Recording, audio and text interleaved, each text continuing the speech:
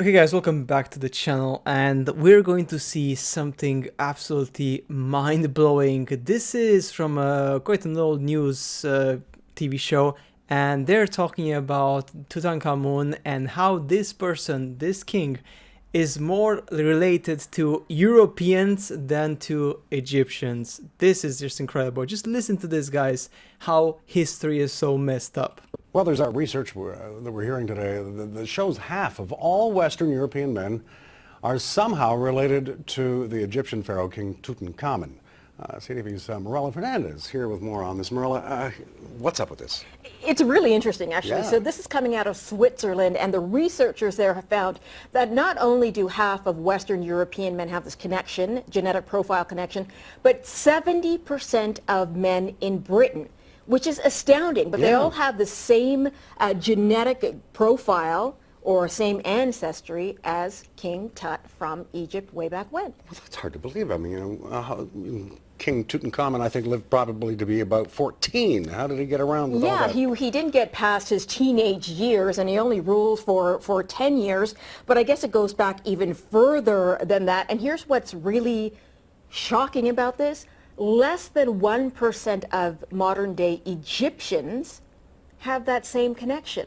So it kind of makes you wonder, well, if he's Egyptian, but the ancestry isn't Egyptian, how did it evolve? Which way did it move? And it looks like it didn't start in Egypt, but it evolved and went to Egypt and may have started in Europe. And that's why all the Europeans have this background. Isn't that interesting? So, Okay, so guys, this is incredible.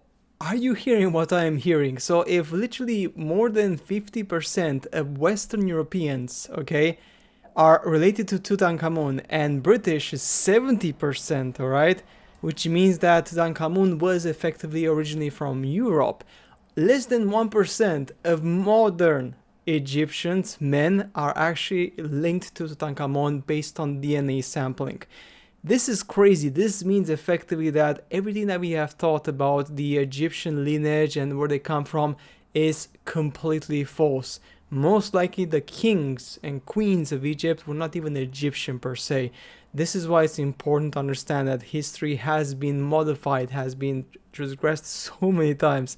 And this is just one example. This is just one of the many examples in which you can tell straight away that it just doesn't make any sense. If this is the case, then literally, guys, there's so many more crazy things that I think they're hiding from us, because technology right now, they're discovering lots of things every single day, and some things are obviously very, contradictive, they're very controversial, and they never see the light because they would potentially, some of the new things which are being found out now would literally destroy religions. That's how crazy things are in comparing the history, the knowledge, and the truth using analysis, and especially DNA analysis.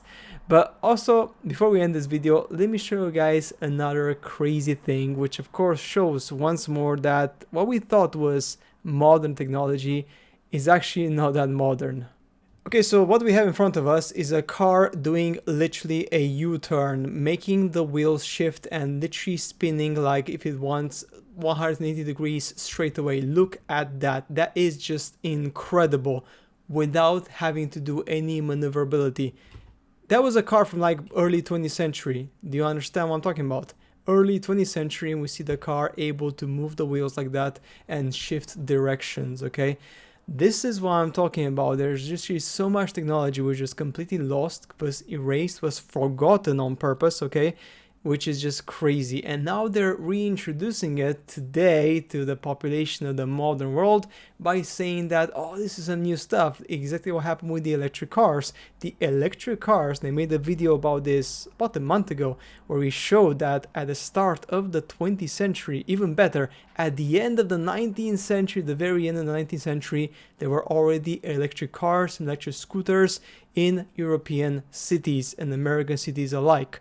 But guess what happened? They got banned because they had to introduce the petrol cars because someone wanted to get filthy rich, as in Rothschild, Rockefeller, Arab families, and the list goes on.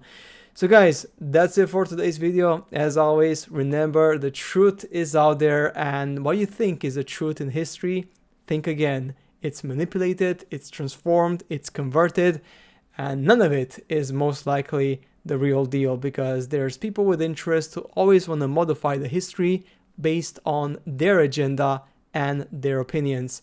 Guys, see you later in the next upload. Bye.